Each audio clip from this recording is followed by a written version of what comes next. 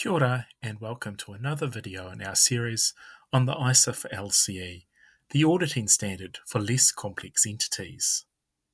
This video is on Part A of the standard, which is known as the authority.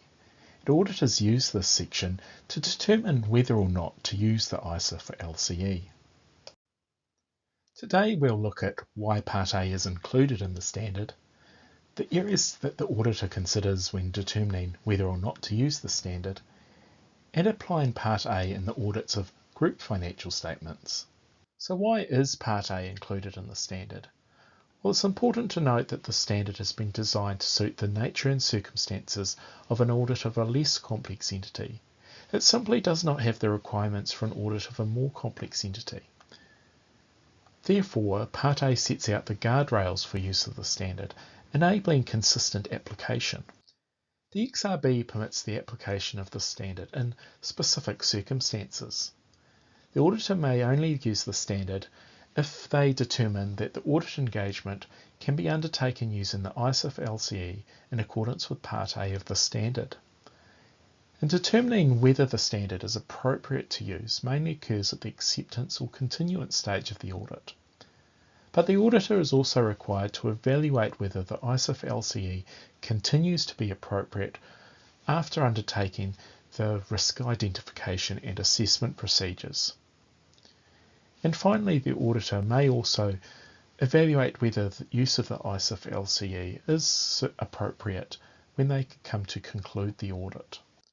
This chart illustrates the process the auditor works through to determine whether or not to use the ISA for LCE.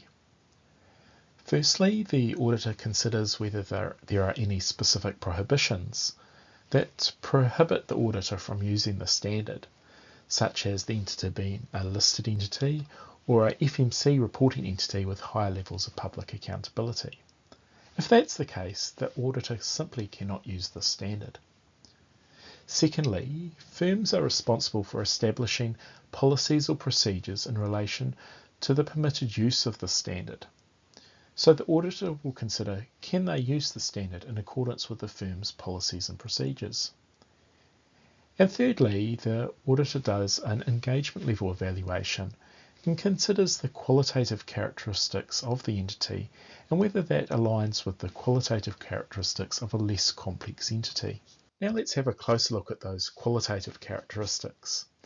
A list of the qualitative characteristics that the auditor considers is shown on screen, and we go into more detail on this in our guidance document that's available on our website, and of course there's more in the standard itself. The auditor considers all the characteristics, both individually and together, to consider whether the entity is a less complex entity. Professional judgment is used in determining whether the entity exhibits those qualitative characteristics, and therefore whether the standard is appropriate to use.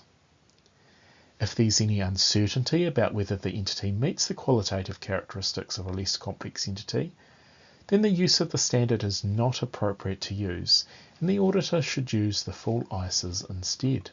When the engagement is that of group financial statements, the auditor considers both the specific prohibitions and their firm's policies and procedures that I mentioned earlier. But there's additional considerations as well. Firstly, the use of component auditors can only be used where a physical presence is needed for specific audit procedures, for example, a stock take or asset citing. Otherwise, the use of the ISA for LCE in a group audit where component auditors are used is prohibited. Secondly, in addition to the qualitative characteristics that I mentioned earlier, there are three additional characteristics to consider. These are the group structure or activities, access to information or people, and the consolidation process. And that concludes this video. For more information, please go to our website.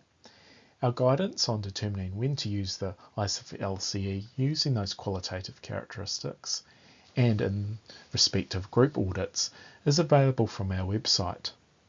Stay tuned to our audit and assurance alerts for further information. Thank you for watching. Mā te wā.